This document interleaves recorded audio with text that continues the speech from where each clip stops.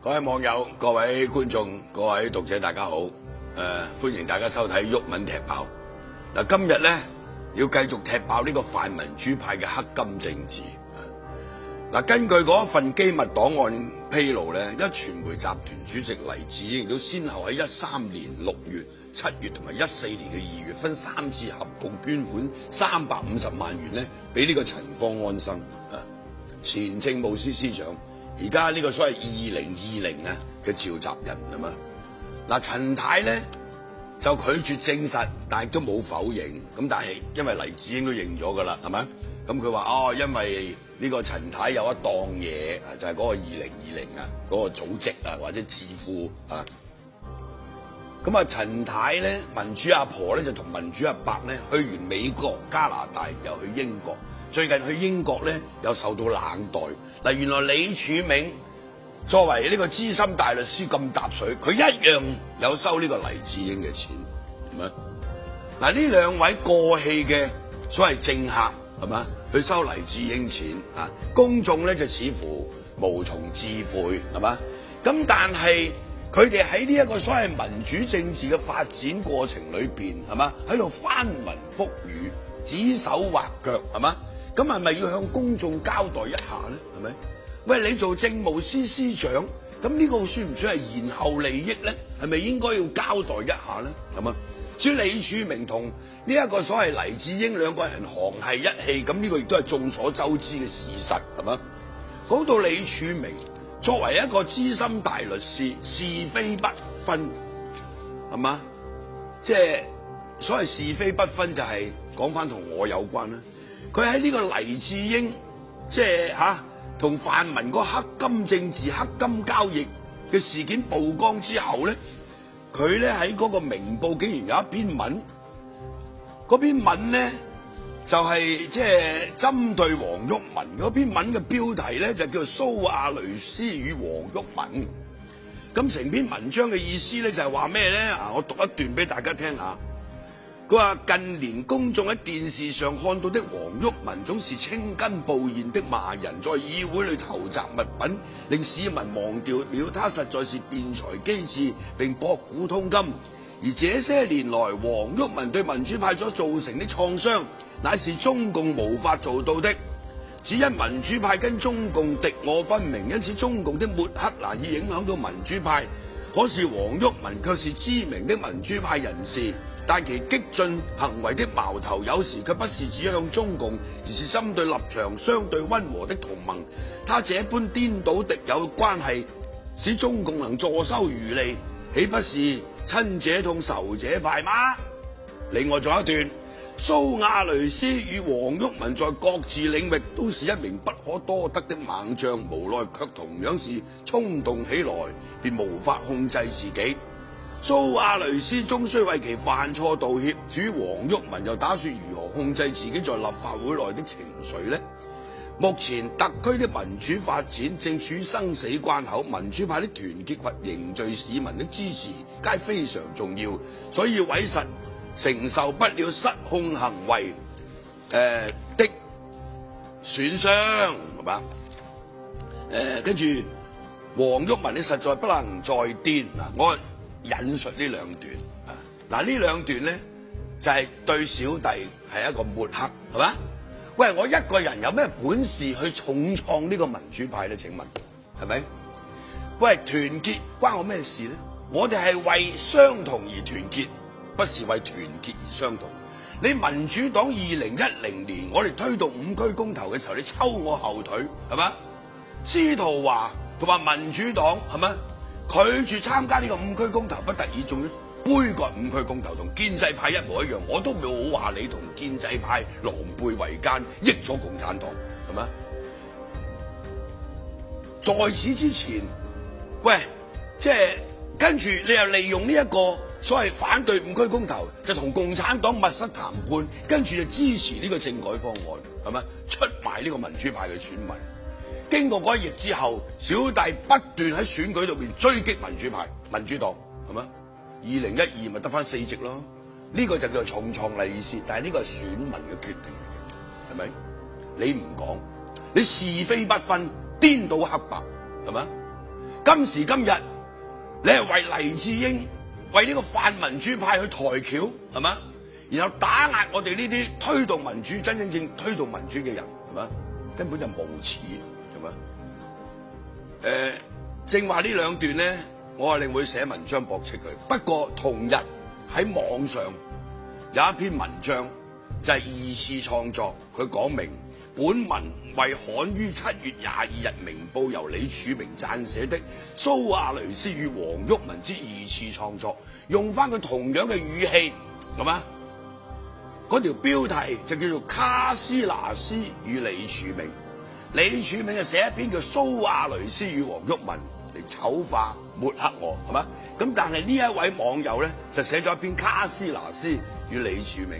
嗱，我頭先引述嗰兩段咧，即係佢成篇文章佢都係照足呢個即係李柱銘嗰篇咁嘅文章，即係二次創作嘅。咁不過就將呢個蘇亞雷斯就換咗卡斯拿斯，係嘛？呢個黃毓民咧就換咗李柱銘嘅啫。咁頭先我引述嗰兩段咧，咁佢就咁樣講嘅，照樣啦，係嘛？佢話近年公眾在電視上看到的李柱銘總是聲稱自己為港人發聲，在背後卻失去理智定向黃毓民放箭，令市民都忘掉了他實在是辯才機智的大律師。而這些年來，李柱銘對激進派所造成的創傷，乃是中共無法做到的。只因激進派跟中共敵我分明，因此中共的抹黑難以影響到激進派。可是李柱銘卻是知名的民主派人士，但其連番言論的矛頭，有時卻不是指向中共，而是針對立場相對激進的反共者。他這般顛倒是非，使中共坐收漁利，豈不是呢個係粗口嚟嘅即係我唔引述啦卡斯拿斯與李柱銘在各自的領域都是昔日都是一名不可多得的猛將。我要講卡斯拿斯係西班牙國家門將，係咪？無奈卻同樣是英雄遲暮，而不是最當打的自己。卡斯拿斯終須為其犯錯道歉。至於李柱銘，又打算何時放棄對黃毓民放暗箭呢？目前香港政改正處於生死關口，爭取公民提名嘅時候要立場鮮明是非常重要，所以激進派委實受不了偽民主派拖後腿的損傷，大莊你實在不能再退化。嗱，呢個就係用翻李柱銘即係抹黑小弟嗰篇文章同樣嘅語氣不過咧就對李柱銘咧就進行呢個批判，係嘛？嗱，李柱銘。即係我自己覺得佢譬如話去英美即係黑凌於外國人，咁大家可能有啲唔同嘅睇法，係嘛？或者佢嘅政治立場，咁大家都知道佢係民主派，係嘛？係民主黨嘅創黨主席。但係佢離開呢個政壇之後，佢自己捫心自問，對香港民主有啲咩貢獻咧？除咗日日同肥佬喺度密針，係嘛？點樣搞我哋呢啲激進派之外，喂，仲有護短。你民主黨做咗咁多衰嘢，係嘛？你喺度護短，每一次都係嘛？對我哋，你就係將我哋嘅缺點放大佢，唔係淨係我啦，成個激進派係咪？即係有啲選舉恩怨喺呢啲節目度咧，我哋就冇必要去講，係嘛？但事實上，佢係想影響成個選舉結果嘅。黎智英同李柱銘都係喺2012年，小弟帶領呢個人民力量參加呢個立法會選舉，攞到18萬票，係咪？3個議席，係咪？咁梗係會抵消咗佢哋嗰個影響力㗎啦。咁但係呢個係選舉嚟㗎嘛，係咪？點解當時2012年人民力量加埋社民連兩個激進派可以攞到27萬票，而啲民主黨一直以來都係呢個民主派嘅第一大黨，你竟然得4席攞24萬票，係咪？呢個係香港選民民主派選民嘅選擇嚟嘅，係咪？你而家抹黑別人，還唔到自己清白嘅。你李柱銘，喂，頭上有光環嘅，以前係咪？你係民主之父啊，大佬。喂，而家係年齡與智慧成反比。你睇我頭先引述嗰篇文章，仲有較早之前。我掟隻杯，係咪？佢竟然叫我道歉，同民主派道歉，幾荒謬嘅一件事。話我轉移視線，影響佢哋嘅民主大業，因為有79萬人電子公投，係咪？哇！我掟隻杯就轉移視線啦，咁厲害。跟住佢話我掟呢隻杯係有利共產黨。我想問黎智英掟錢係咪有利共產黨咧？喂，黎智英掟錢係當然有利共產黨嘅，因為你令到泛民呢一班人嗰個道德形象下落，係咪？變成不堪嘅政客、貪錢嘅政客，係咪啊？收咗錢又唔申報，全部由所謂民主派嘅所謂大將或者英雄，係嘛？香港人好多投票俾你，盲目投票你俾呢啲民主派政客，認為你係為香港民主即係去奮鬥，為香港人發聲嘅，係咪？結果原來你呢班人全部都係垃圾嚟嘅，係咪？咁係咪共產黨即係對共產黨最有利嘅？客觀上係咪？因為由你呢一個所謂捐款4000萬，或者養住呢班人，然後呢件事揭發咗之後，呢班人嘅形象下落。嗱，最可惜就係一個長毛，長毛都係一個英雄嚟㗎嘛，都係一個人民英雄嚟㗎嘛，好多人心目中係咪先？但係佢收咗呢100萬之後，佢呢個人民英雄嘅光環就已經冇咗㗎啦。更何況長毛係一個社會民主主義者，甚至係一個革命馬克思主義者，你係左派嚟嘅，你收一個大右派嘅捐款，你點樣去你嗰啲徒子徒孫係嘛？呢一班左膠去交代咧？呢個就真係非常之可惜，係咪？你交代唔到嘅，你係左派，你主張全民退休保障、最低工資，所有你啲主張都同黎智英相反嘅，係咪？俾100萬就已經搞掂咗你。當然唔止100萬啦，係咪？之前陶君行都攞200，係咪？喂，大佬，其實你長毛企喺街度都可以籌到100幾十萬嘅，好似上次坐一個月監，咁7·1佢哋就籌咗成百萬啦，係咪？佢就整一張海報就係佢俾人落孖葉咁，有個龍咁就有100萬㗎啦。嗰啲捐錢俾你啲人，而家情何以堪咧？請問係咪？唔係唔可以收政治捐獻，我亦都信得過長毛收咗啲錢唔會中飽私囊，但係唔啱數，係咪？政治唔係咁樣玩嘅，係咪？所以如果用李柱銘嘅邏輯，我掟隻杯就轉移視線，有利共產黨；我追擊民主派，係嘛？喂，選民嘅抉擇令到佢喪失一啲議席，呢個又叫有利共產黨嘅話，如果按照呢個邏輯，咁今天揭發咗黎智英係養住呢班泛民主派嘅議員，係咪？令到呢班泛民主派原本嗰個道德形象敗壞，係咪？咁係咪益咗共產黨咧？又係咪？所以呢一種咁嘅邏輯係好荒謬嘅。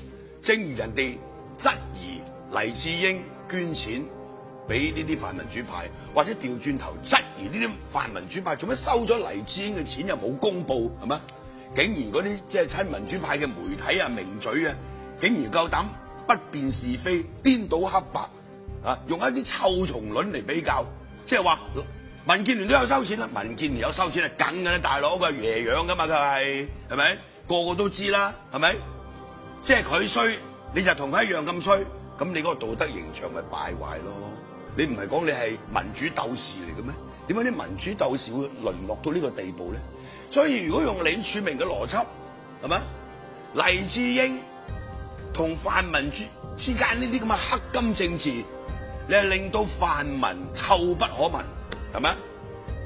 泛民臭不可聞，支持佢嘅人會減少，對邊個最有利啊？梗係對共產黨最有利啦，係咪？呢個就係李柱銘嘅邏輯咯，係應該要咁樣講，係咪？所以即係回頭睇下咧，即係都係好悲哀嘅。香港人過去即係投票俾呢啲人，係咪啊？跟住佢哋嘅所作所為，大家可以睇到，有啲人有啲歪論，支持民主啊，有咩問題啊？係咪？咁人哋個可以話我支持愛國啊，有咩問題啊？係咪？支持民主做有益嘅事，呢個係肥佬黎講嘅。但係你支持呢一班泛民主派，或者你養住呢班泛民主派，對香港有利咩？係咪？你走去街問10個，10個都話俾你聽唔係啦，係咪？我哋呢啲只不過係安徒生童話裏邊國王的新衣嗰條僆仔話俾你聽啊，泛民主派係壞人嚟嘅 ，OK 係咪？